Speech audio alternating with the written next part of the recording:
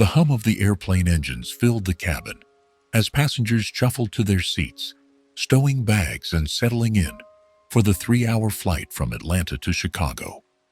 Aisha Thompson, a 32-year-old graphic designer, adjusted her noise-canceling headphones and sank into her window seat, 14A.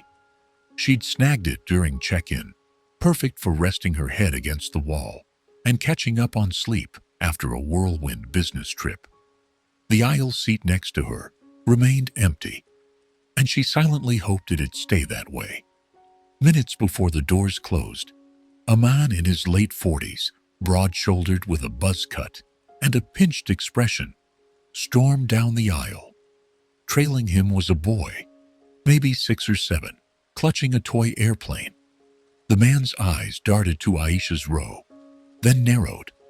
He stopped abruptly, towering over the empty aisle seat.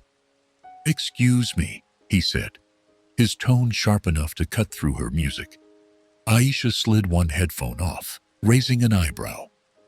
"Yes," she replied, keeping her voice calm but firm. "You're in our seats," he said, gesturing vaguely at the row. "My son needs the window. He's scared of flying, and it calms him down." Aisha blinked, glancing at her boarding pass, 14A, clear as day. "I'm sorry, but this is my assigned seat. I don't mind switching if it's with someone in your row, but no." He interrupted, his voice rising. "We're in 14B and C. He needs the window. You don't. Just move." The cabin grew quieter as heads turned. Aisha felt the familiar prickle of eyes on her, the weight of being the only black woman in this section of the plane. She took a slow breath, steadying herself. "Sir, I paid for this seat. If you want to switch, talk to the flight attendant." His face reddened. "I'm talking to you. It's for my kid. Have some compassion." Before Aisha could respond, a young flight attendant with a tight bun and a name tag reading Lila approached. "Everything okay here?" she asked, her tone neutral but her eyes sharp. "This lady won't move," the man snapped, pointing at Aisha. "My son needs the window seat.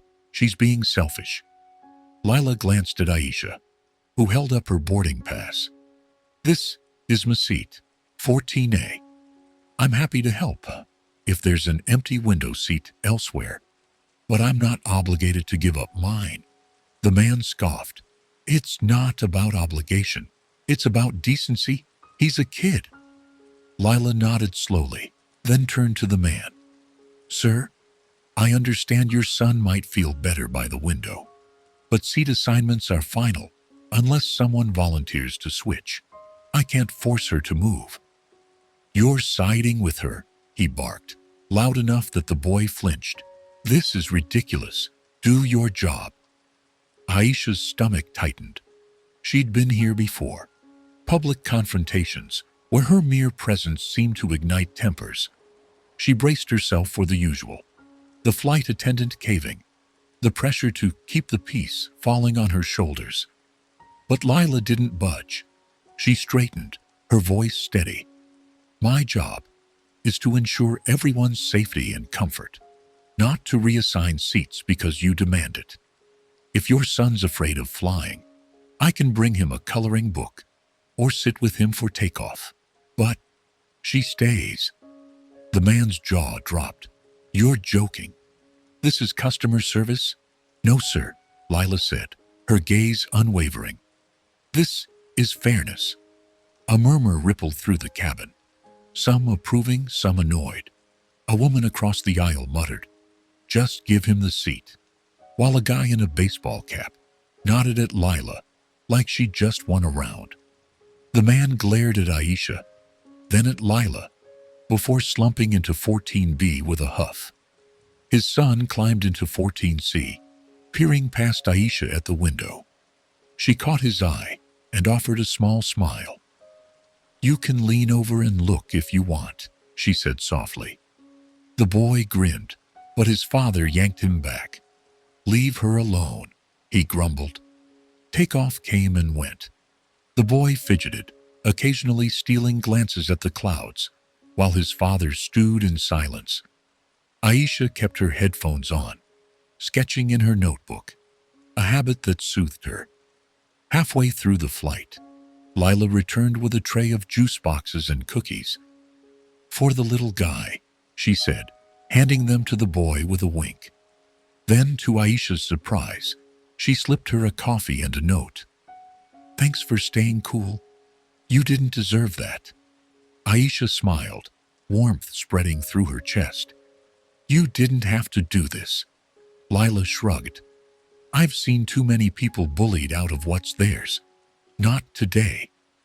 By the time the plane landed, the man's scowl had softened, though he avoided eye contact as he gathered his things. His son waved at Aisha shyly, and she waved back. As they deplaned, whispers followed, some praising Lila's backbone, others griping about entitled parents. Aisha caught Lila's eye at the gate. "You're good at this," she said. Lila grinned. "Just doing what's right. Safe travels." Walking away, Aisha felt lighter. It wasn't just about a seat. It was about someone standing up when it mattered.